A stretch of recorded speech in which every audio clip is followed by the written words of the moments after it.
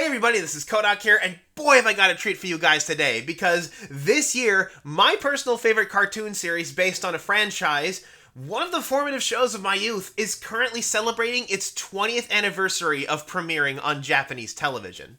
You can imagine the prehistoric past and the distant future coming together in one creation. First appearing in the early 80s, a toy series made by Tomy called Mechabonica had a humble beginning in Japan as a series of small, wind-up model kits which took on the vague image of animals when put together using a few interchangeable parts. Soon afterwards, though, came the story of a war between the Republic and the Empire.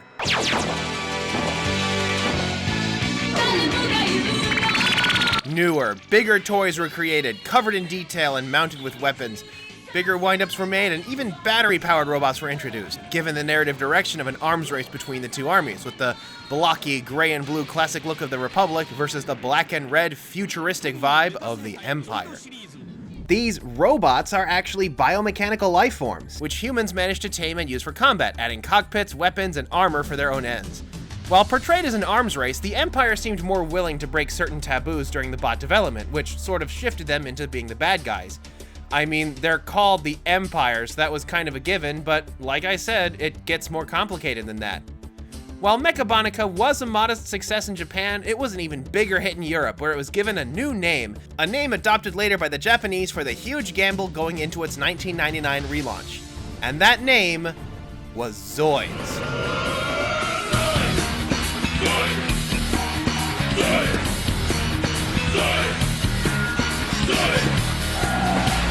I have always loved building Zoid model kits, as not only is it something I get to build for myself, but I also get a feel for how the base mechanism works and how all the joints work together, something typical plastic model kits seldom do. There have also been sets like Zoid blocks, combiners, and of course, giant Zoids. They're fun. If you can find one online for cheap, I highly advocate picking it up. There have actually been 6 iterations of the Zoids cartoon show, 4 released back-to-back back in the early 2000s, 1 released last year, and a new one releasing this year to coincide with the show's 20th anniversary. There was a large gap in between the last 2 shows, but Zoids has always been there, simmering below the surface, re-releasing sets and introducing a sort of master grade line which eschews the motor functions in favor of greater detail and posability. As for the shows, they vary a whole lot more in quality. They range from pretty good, to really good, to god-awful, to obnoxiously pretentious, to... I haven't actually watched either of these, so watch this space. Now, the Zoids anime series was first introduced to America with the second series put out in Japan, Zoids New Century Zero, shortened to just Zoids, with the dub and toys both being done by Hasbro. And it's fine. It's a lighthearted tournament saga where a bunch of supermodels fight with giant animal robots.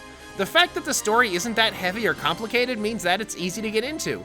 The very in-the-moment style of action is great, the robot's glamorous as all heck, and there's an interesting plot involving a black market arms dealer using the Zoid tournaments to test illicit weapon systems. If you're more interested in some fun, empty robot calories, you can't really get much better than New Century Zero. And it was a hit. Zoids turned into one of the more popular shows on Cartoon Network's Toonami block, and did well enough that the original show, Zoids 1999, was brought on as a sequel. And Zoids Chaotic Century changed everything.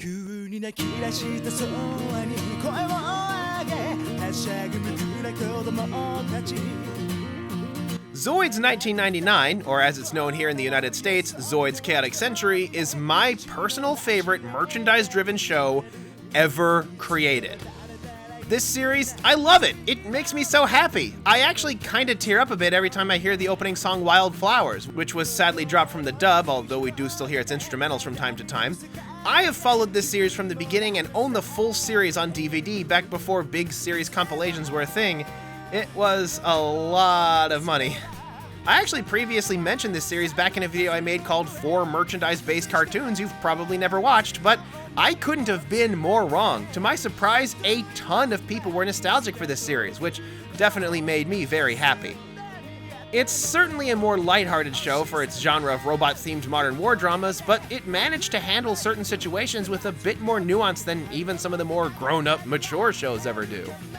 The series was created by Xebec Animation and includes in its writing staff one Katsuyuki Sumisawa, a prolific figure in the industry who worked everything from Inuyasha to Gundam Wing to Sailor Moon.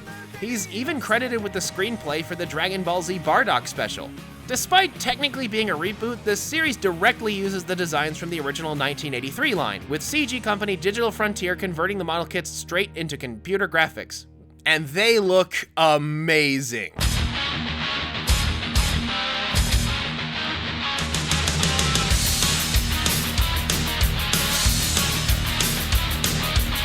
Yeah, are you seeing this? Despite having been made over 20 years ago, I can still say that Zoids has some of the best CG integrated animation of all time. I mean, it helps that they're angular graphics portraying angular robots, but just look at the shading going on here. A shader is what gives computer graphics their look, as without one, even the most modern computer graphics look like something out of Reboot. In my opinion, a lot of modern CG added to anime feels kind of off because they tend to use softer shading and they often make the graphics constantly move and jitter, two things which are very un-anime, which is known more for its striking stills and blocky cell-style shading. What makes the animation for Chaotic Sentry exceptional for the time, however, is that the Zoids look hand-drawn. Look at this still image which comes out of the Shield Liger's run cycle. See the dark lines that pop and the distinct anime-looking flat shading? These robots look like they belong here. This is TV-grade computer graphics in 1999. What's your excuse, insert modern anime here? And speaking of the actual movement, while it is a little clunky in places, every Zoid has a distinct personality when it moves. The Liger proudly jaunts around like a lion, while the Command Wolf scampers like a coyote. Dinosaur Zoids like the Gordos and Darkhorn trundle along like lizards, and look at the little wormy worms. Zoids Chaotic Sentry and New Century Zero are worth a watch for the animation alone, as I think it's one of the few examples where the animators really got it on how to integrate this technology properly. The story of Zoids Chaotic Sentry follows a kid named Van Flyheight, the clear inspiration for Jim Hawkins from Treasure Planet, a plucky young ruin delver who one day stumbles across two unusual pods. One of them contains a small Zoid with the power to resurrect other Zoids, which he names Zeke after it demonstrates its amazing power on a wreck outside, creating what would become Van's signature Zoid, a bright blue Shield Liger. And the other one which contains... Huh? I guess it wasn't your brother. Or sister. Pretty sure about that. The girl inside is suffering from amnesia, knowing only two things, that she must find a mysterious Zoid Eve and the name Fiona.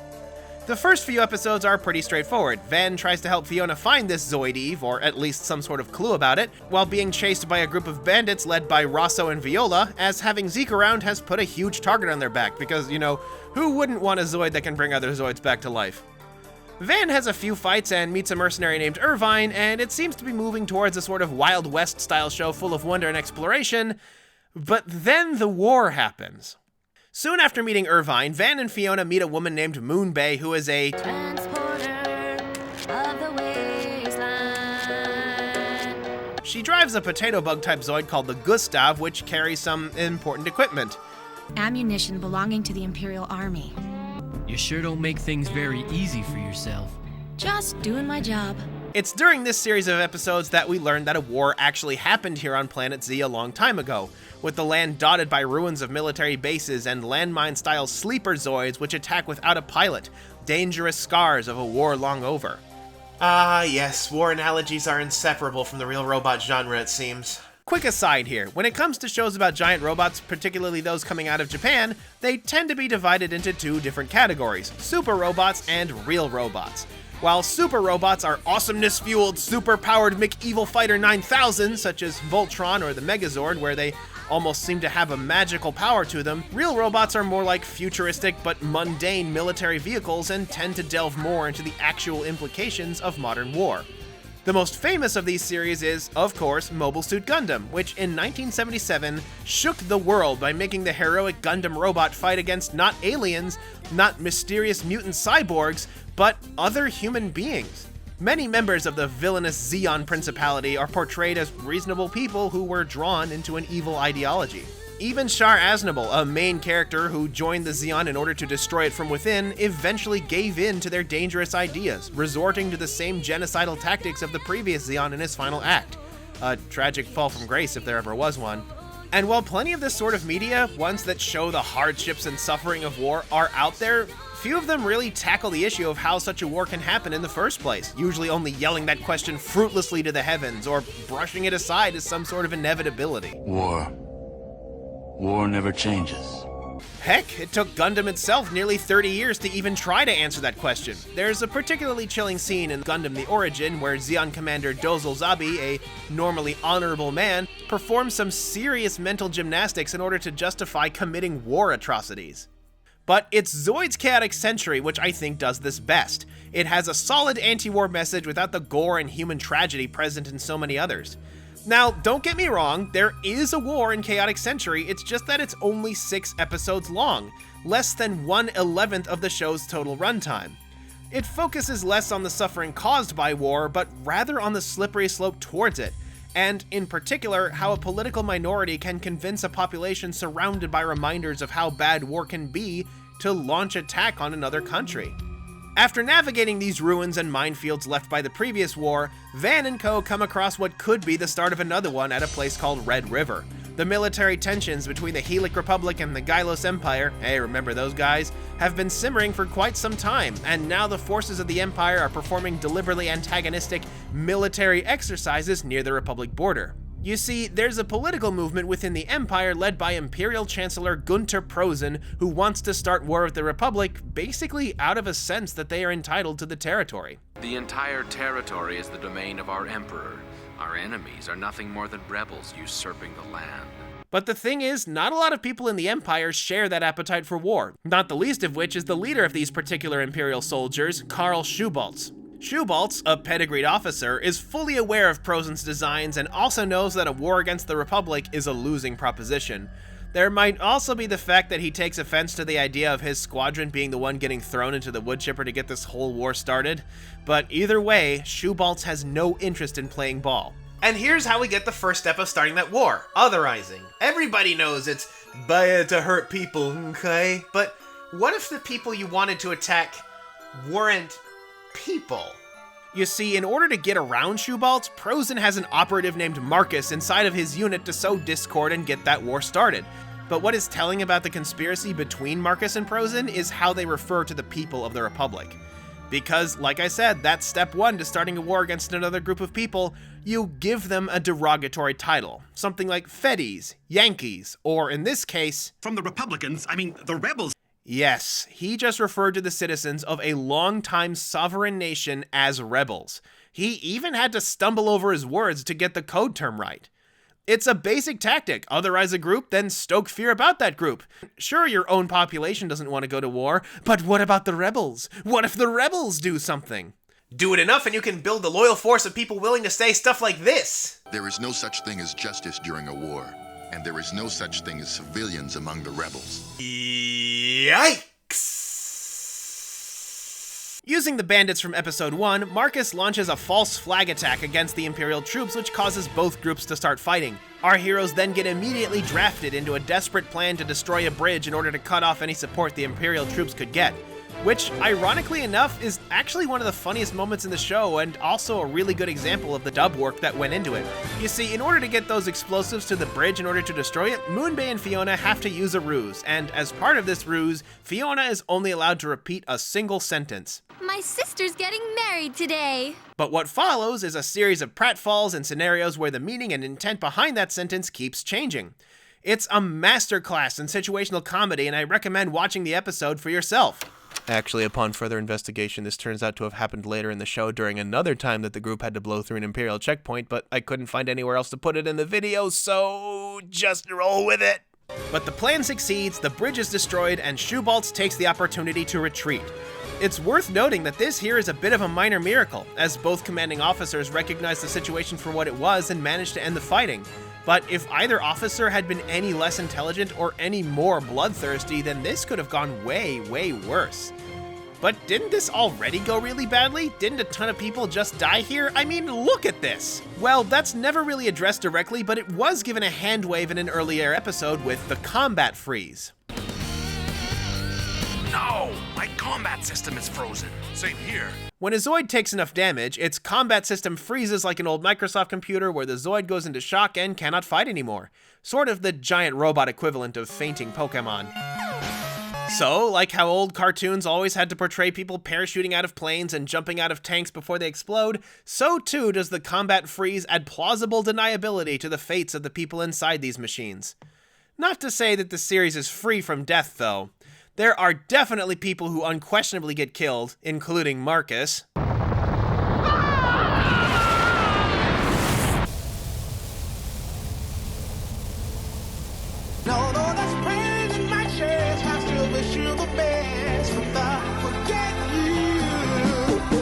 It's one of the interesting lines that Zoid straddles, where while gruesome death isn't really portrayed, the threat of death is still very much there and the tension still feels palpable and real. So, while a fight between a bunch of super light scout-type Zoids is unlikely to result in any fatalities, what if these scout Zoids were attacked by, something the size and power of Van's Shield Liger?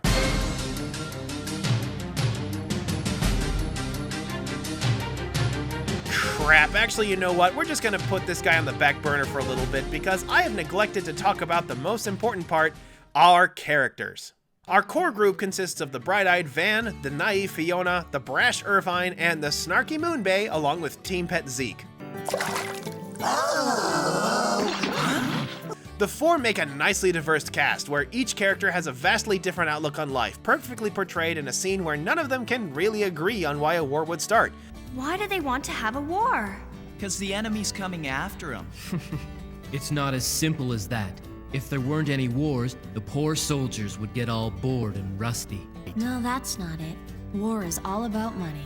Now, based on this, we can tell that Irvine is a restless soldier, Moonbay is mercenary, Fiona is naive, and Van is also naive, but at least less naive than Fiona. We also get some little hints as to the histories of the more cynical members of the team and how they turned out the way they did.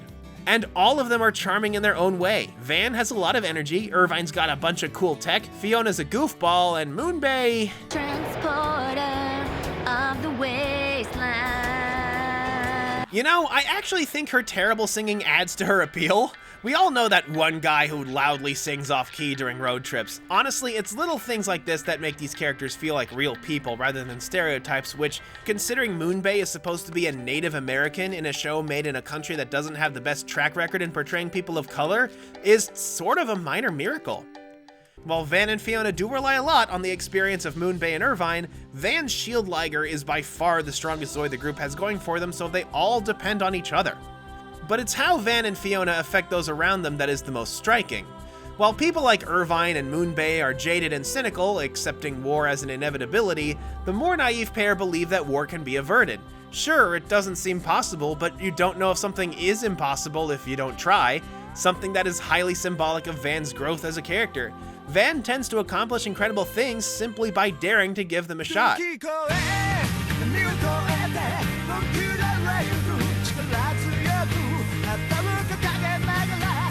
And Van's ideals start to rub off on the people around him, like Captain Herman, the leader of the Republic forces that confronted Shoebaltz at Red River. After Van blocks the Imperial reinforcements, Herman lets Shoebaltz retreat without harm, a favor Shoebaltz later repays by pulling his own troops away from the final battle of the war, an assault on the Republic's capital led by Prozin himself. However, Prozin lacks Shoebaltz's common sense and pragmatism and is willing to launch his suicidal invasion anyway. It takes a literal miracle to stop all hell from breaking loose. Just as Prozin's forces prepare to land, the Emperor dies, and his successor, a young boy named Rudolph, calls for an immediate ceasefire.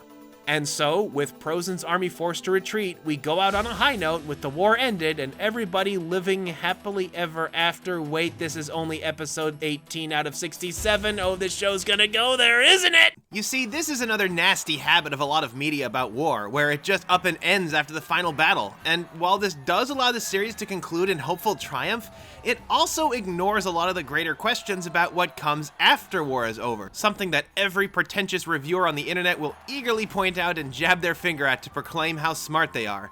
I mean, yeah, it clearly is far from over. The Empire may have been thwarted, but the structure that got Prozin into power is still in place.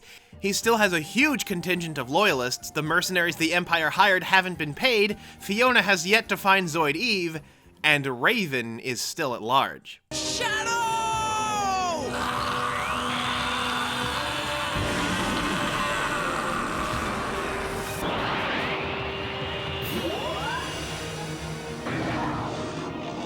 Raven is the most vile product of war, a sadistic combat genius who wants war because he thinks it's fun, regardless of any suffering, enabled by Prozin's war machine to basically run around and cause havoc. and also a dangerous being of chaos, seeing Zoids as disposable weapons that stop being useful once they get too damaged to fight. Whenever Van tries to make any sort of plan, you can basically guarantee that Raven has done something to mess it up, and he stomps Van into the ground over and over again, and as a result becomes Van's obsession, an obsession the others work to snap him out of. And while Van does finally defeat Raven during the attack on the Capitol in this beautifully animated and gruesome scene, Raven escapes and immediately gets back to his old ways, more dangerous and unpredictable than ever thanks to a new toy Prozen's given him, a powerful dinosaur-type Zoid carrying a deadly new weapon. And that's not good since Van is currently trying to stop an Imperial coup from happening. Oh yeah, Prozen still wants war to happen, and in order to secure it, he arranges for some assassins to take out the young Emperor who stopped him. However, these assassins get thwarted by the bandits from episode 1? Yeah, it turns out that the bandits Rosso and Viola, due to being scapegoated at the Battle of Red River, have fallen on even harder times and plan on taking Rudolph for ransom, inadvertently saving his life. Rudolph eventually falls into the hands of Van and friends who are in the Empire hunting for clues on Zoid Eve, again getting sidetracked while under pursuit from the assassins, Raven, and eventually the whole Imperial army who is out to kill him. And now we're going to talk about dubbing and censorship. I know this seems like a really weird place to start on this, but it actually has a pretty big effect to one of the characters involved in this part of the story, so hear me out. You see, like a lot of shows of the era, Zoid's Chaotic Century got plenty of censorship. Nothing on the level of deleting entire episodes like other shows faced, but there was sort of a big list of no-nos when it came to children's programming at the time.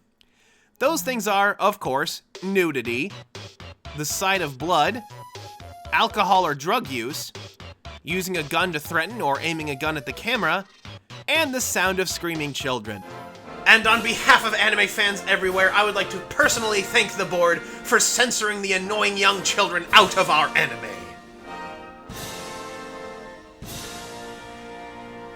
The thing is, the application of these censorship rules were surprisingly wide-ranging and sometimes nonsensical. Characters aren't even allowed to be shown bleeding through bandages, and even the little robot man on the internet shooting laser lemons at other internet robot men isn't allowed to point his lemon launcher at the camera. But yeah, a lot of the strangest dub decisions weren't out of some sort of spite or lack of artistic integrity. It's because those were just the rules at the time. For everybody. Yeah, people like to single out 4Kids, but they too were victims of the era. And One Piece is a silly show about pirates. Zoid's Chaotic Century is a modern war drama. Guns and injuries are everywhere in the show, so there are tons of little cuts here and there when a gun is a little too close to the camera, or maybe a little too threatening, or using a bloody bandage to indicate a leg injury was just a little too gruesome. While I do own the entire DVD collection put out by Hasbro, my only source of HD footage uses the Japanese cut, and so my English dub is full of little cuts here and there spoken in the original Japanese. Such as this little scene here where Fiona looks down the barrel of a gun to mention that it isn't loaded, at which point Moonbay knocks the gun out of the guy's hands, with the hilarious side effect being that removing this clip with Fiona turns Moonbay into some sort of Solid Snake badass who knocks guns out of people's hands without fear. Can you shoot me, rookie? But it has a particularly tangible effect on one of the assassins, this browless wonder named Metlynic. Metlynic is the man in charge of the Royal Assassins, and as such is the one who calls the shots and makes the threats. However, in the original Japanese, Metlynic is an impatient thug who constantly draws his gun and uses it to threaten people and point it at the camera, which, again, isn't allowed. But here's where we get some of the subtle brilliance of the adaptation.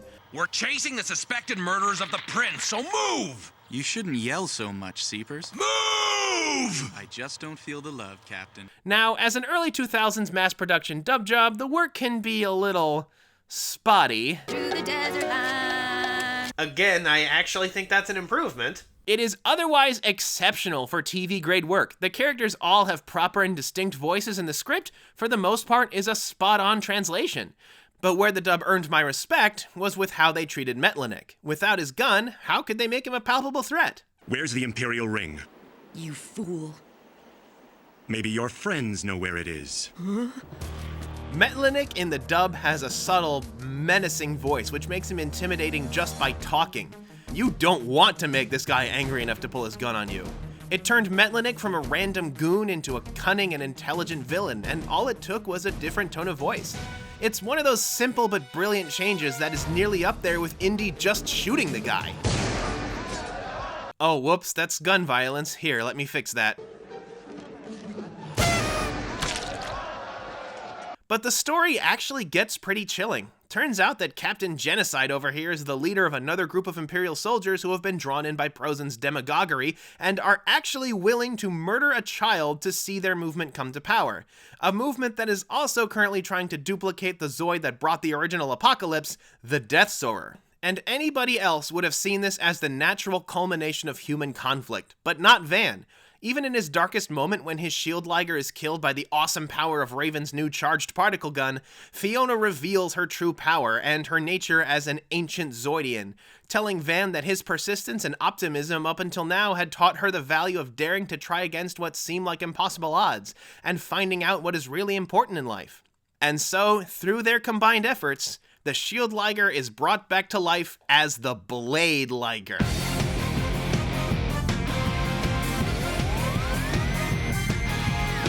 The Blade Liger, like Raven's Genosaur, was one of the few Zoids made especially for the new series, rather than being based on the original 1983 line. A fast, high-performance machine with a pair of jet boosters and some slicing blades. Who'd have thunk that just adding swords to a lion was all you needed to make something totally awesome? It even gets some more upgrades throughout the series, like a modular weapon system and some powerful attack boosters. I freaking love the Blade Liger, hence why I got the larger, fancier kit for it, and while, yeah, Liger Zero is the thing that's used more as the face of the franchise, I'm sorry, but it is an objective fact that the Blade Liger is just plain cooler. But even the awesome power of the Blade Liger won't be enough to stop Prozen on its own, though, as Fiona says, Van's actions have had an impact on others that he has encountered, and it's those little impacts that help turn the tide. The formerly aloof Irvine becomes helpful and even self-sacrificing, Moonbay becomes willing to take on tasks for reasons other than money, and Fiona herself has had her adventurous naivete hardened into boldness. And it's not just them. An Imperial soldier Van had let escape later returns the favor, Shoebaltz's move to thwart Captain Genocide by hitting the big red self-destruct button, and as for Rosso and Viola, who have hounded Van from the beginning, well, I think I'll let you watch their story for yourself. It's an inspiring message for sure, that people on both sides of a war can be brought to their senses before they do something truly irrevocable, but even Zoid's chaotic century isn't so saccharine that it believes that works with everybody.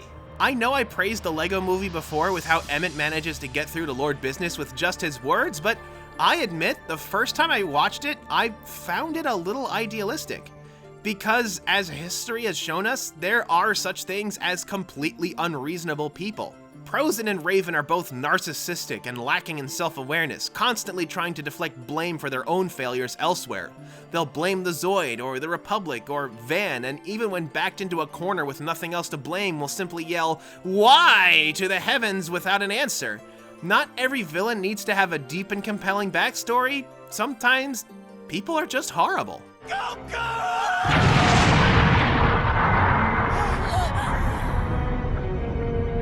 And if you're the type who believes that everybody can change for the better, they will walk all over you.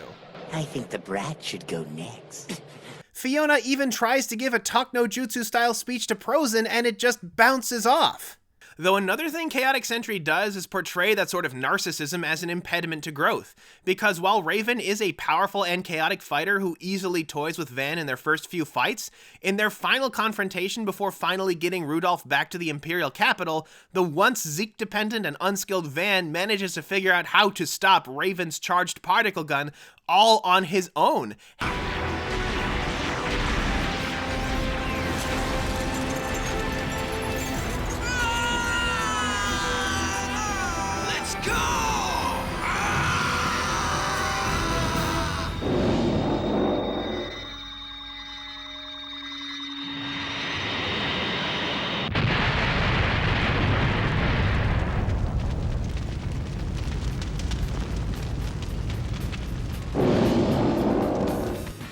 And upon confronting his tool of Armageddon, both sides, Republic and Imperial, finally turn on Prozen.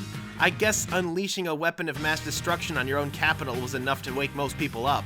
And so, thanks to their combined efforts, complete with a direct fight between Van's Lion with Swords and Prozen's Super Godzilla, the tyrant's ideals and forces are scattered to the winds, Rudolph returns to his rightful place, a new era of peace begins, and we're still only halfway done? Really? Hasn't this video gone on long enough already?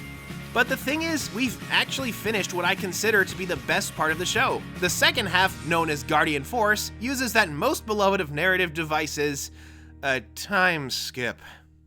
So, 2 years after Prozen's defeat, the Republican Empire created the Guardian Force, a joint task force meant to quell the problems left in Prozen's wake and prevent malign forces from causing trouble. Van and Fiona are back, having apparently gotten their new clothes from the JoJo's Bizarre Adventure collection, as founding members of this force, with the search for Zoid Eve as part of their duties.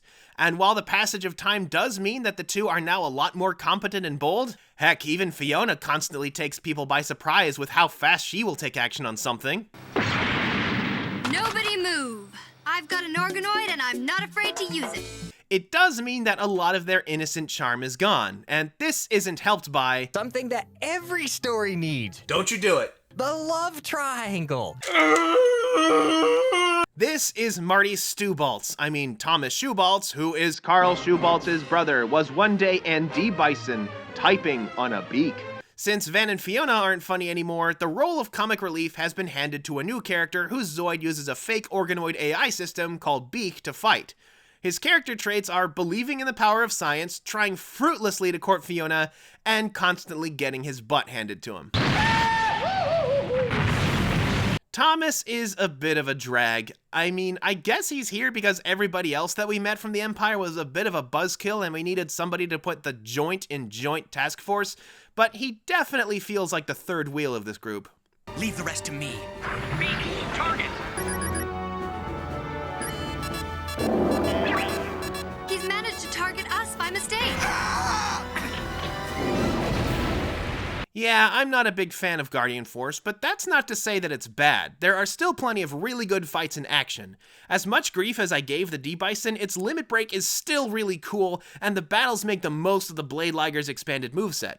It only gets more intense when Raven returns with my other favorite Chaotic Sentry Zoid, the Godos with really big guns on it!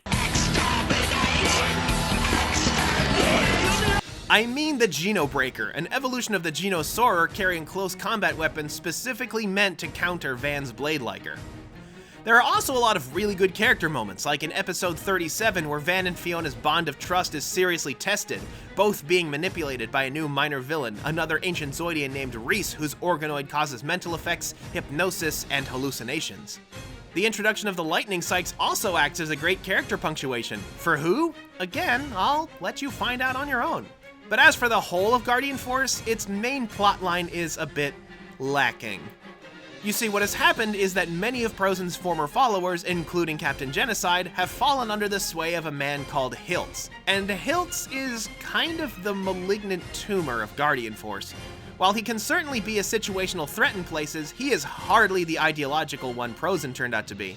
In fact, the whole second half of the season is just one long, protracted fight against Hiltz's superweapon, the Death Stinger. Death Stinger, huh? Ooh, sure is a creative name you came up with there, hey Hiltz. Yeah, unlike Prozen, Hiltz is just a bad guy for the sake of being a bad guy, destroying stuff and killing people, well, because he's the bad guy. Yeah, some people are just horrible, but there needs to at least be some sort of endgame here, which is apparently to build the Death Soarer again? Bit lacking in creativity there, my guy. So, while Guardian Force does have a lot of great individual character moments and fight scenes, it sadly doesn't have the strong hold that the first half has. But don't get me wrong, these strong character moments and action scenes definitely put Guardian Force above a lot of anime in my opinion, and it's definitely worth a watch. To me, Zoid's Chaotic Sentry is a classic, one that deserves to be in the mecha and anime discourse way more than it is. Sure, it may not have the dark pathos seen in other shows countering war, but I'd argue that makes it a more mature take, preferring to focus on the factors leading to war rather than on the visceral gore of it. It ditches that pathetic story trope of everybody suddenly snapping awake and asking, "What have we done?" Instead showing people realizing what is beginning to happen and doing everything in their power to stop the bloodshed before it even begins. And again, the animation is breathtaking. The main recap theme sounds like something out of Jurassic Park for a reason. A lot of care went into this series, and like Jurassic Park, the effects still hold up today. And while it's clear that some traditional animation is still added in for some of the more visceral scenes, that just helps the CG blend in all the better.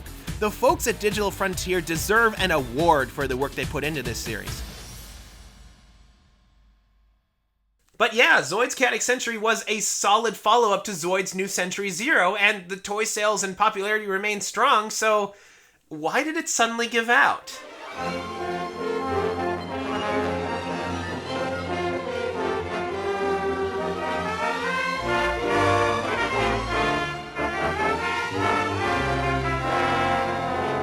Oh. Right. From the brilliant minds that brought you Bay Wheels and Bay Raiders, we get Zoids Fusers. Remember New Century Zero? Take that, remove the quality animation, remove the great fight choreography, and remove the likable characters and interesting plot, and you get Zoids Fusers, a project spurred by Hasbro rather than Zebek or Takara Tomy, done with a different studio and writing staff in order to save money, and boy does it show. Yeah, this series sucks, which is a shame because it had a lot of the best Zoid designs in the series, like the Koenig Wolf, Gairyuki, and Lord Gale. It introduced the Z-Block system where you could build and combine your own ideas or even connect with older Zoids like the Liger Zero. But the potential of these designs was squandered horribly as these awesome Zoids wound up in a poorly written, poorly animated mess. And then soon afterwards, we got Zoids Genesis, though only in Japan. Zoids Genesis is a weird entry which goes in an entirely different direction. Rather than taking place during a modern war, it is instead in a sort of technological high fantasy setting like a lot of mid-2000s video games. Better than Fusors for sure, but it sadly wanders into the pretentious territory and poorly done anti-war drivel that Chaotic Century so expertly avoided. And the model kits come already half-assembled. Gross! Still, it's basically Tales of Symphonia with giant robots, so if that sounds cool to you, you'll probably enjoy it. And nearly 15 years later, we get Zoids Wild, which again, I haven't watched.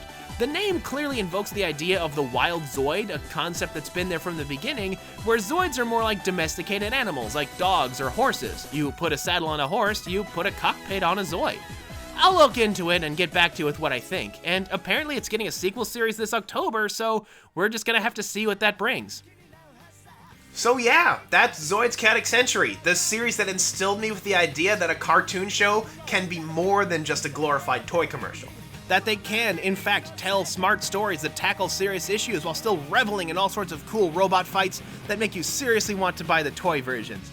It's the sort of thing that I like to see, one that makes you think a little bit but still has enough going on that basically anybody can follow and enjoy it. It's definitely worth a look, and I hope that through this video I have at least convinced you to give it a try. Anyway, this is Zoids Chaotic Century, and until next time, this is Kodak signing off.